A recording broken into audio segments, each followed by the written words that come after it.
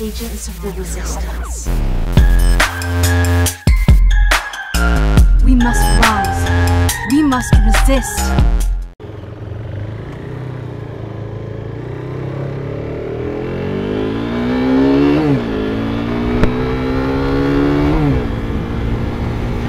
Six or four Honda. I know how you feel on your CBR 250. Ah. Well, I guess Mrs. 6 foot's CBR 250. This thing is tiny. Oh, this is going to be a long 20-minute ride.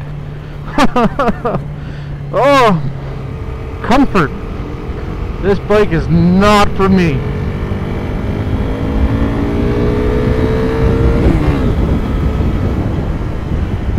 Not for me at all. Alright, so I am not a super sport or really even a sport bike rider. My VFR is a sport touring bike. It is much more upright. This is, I'm in a tuck. I did not have a helmet for this. You guys probably can't see anything that I'm looking at, so I'm trying to keep my head cranked up.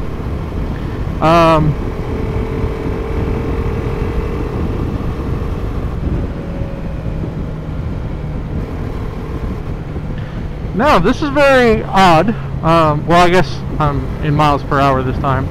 But the engine seems more responsive in low RPMs without the power. Where the 390 Duke didn't like low RPMs at all, but had a little bit more grunt. I don't know quite how to word that. But, comfort. The seat is not all that comfortable. The position is not going to be your touring position. This is going to be your go fast Sunday toy. And I mean, that's fine, since this is the bike that they use in the racing series, the RC Cup.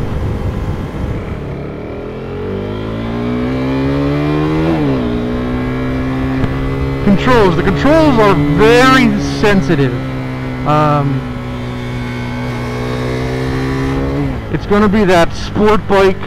You just push the bar a little bit and up, you're in a corner. The controls are very sensitive. Just a little throttle and you're accelerating, a little brake and you're stopping, a little input in the bars and you're turning.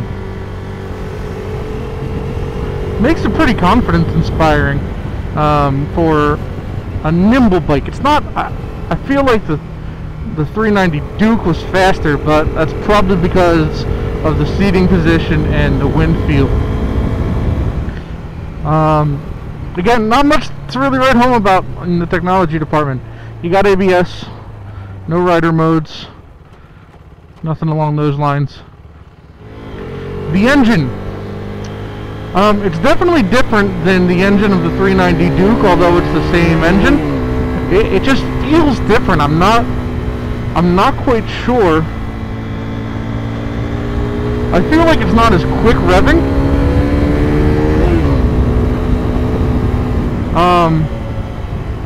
The Order of Solid Performance said something about the flywheel being heavier. I'm not sure, but I'm not sure what that does. I'm going to look it up and put it in the description below. But I definitely feel the difference. Now, these are 1,800 miles of 1,700 miles of abuse. So there could be something to do with that.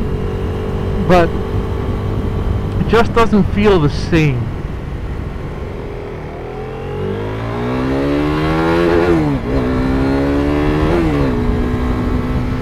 The rev limiter is a little bit more in your face on this bike.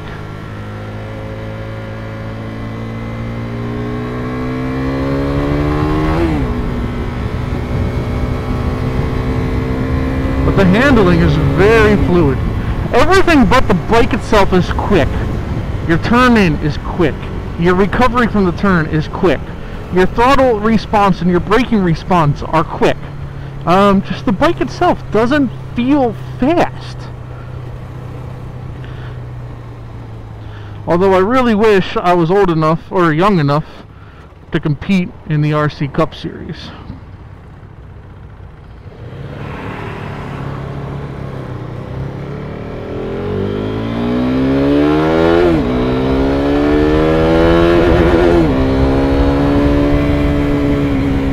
So let's recap the KTM RC390. It's a fun little sport bike. I like the fact that KTM has put together a sport bike and created a series around it.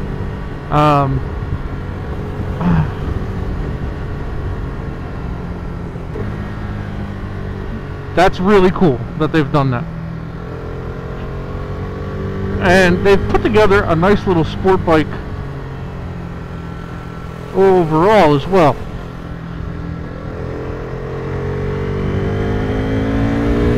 The comfort, for me, it's not ideal, but I don't ride sport bikes.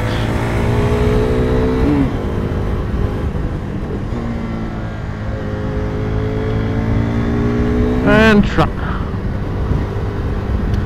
Comfort's not ideal, but it's okay. I'll give it okay. I don't like the seating position, but it's a sport bike, and I knew that when I sat on it. Controls are very sensitive. That's probably because it's, you know, kind of designed to be a race bike.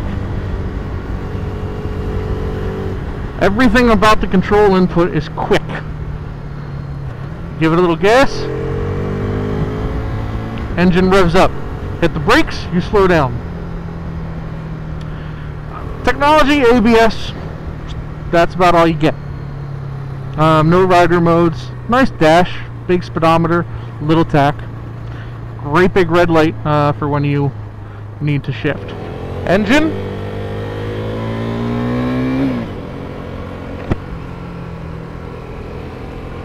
Engine, well, there's not a lot of beans to give.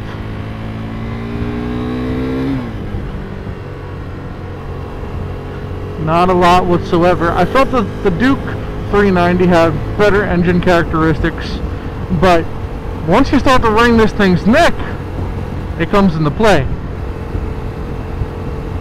which it doesn't look like I'll be able to do. This guy in 1290 needs to hurry to AF up. Yeah, above like $6,000. Right before that red light comes on, you've got some power. So on a track, having all that power up top, awesome. I would think it'd be a fun little bike.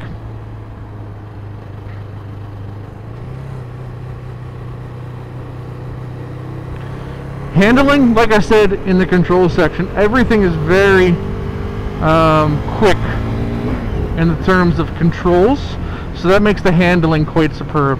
The chassis going to give you good feedback. The tires that are on here give good grip.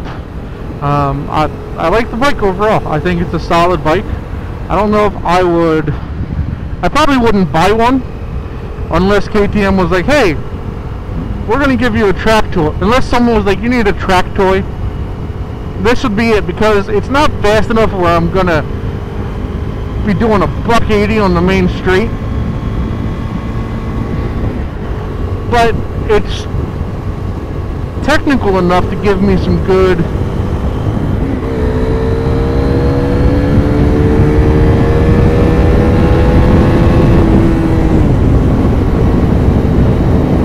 wring its neck, and she goes. Technical enough that, you know, it makes it worthwhile. Learn the trade before getting a full-fledged race modified Gixxer 650 or 600 or a ZX6R or even a CBR 600. And then you could move on to, you know, leader bike for the track. That's what this would be good for, a good way to learn track techniques, because it's not going to be enough to get you in a whole lot of trouble, but it's going to let you develop those good habits. So that's about it, guys. Another review down. I didn't say this in the rest of all my videos, but if you like what you see here, click that subscribe button and let me know what you think. Leave a comment below if you're a subscriber, and tell me what you think of all these different bike reviews that I've done. If you're not a subscriber, hit that subscribe button and get notified of all my cool, crazy content Tuesdays, Thursdays, and Fridays. As always, guys, this is your pal, Two Wheel Maniac. Stay hungry, stay foolish, and I'll catch you on the flip side.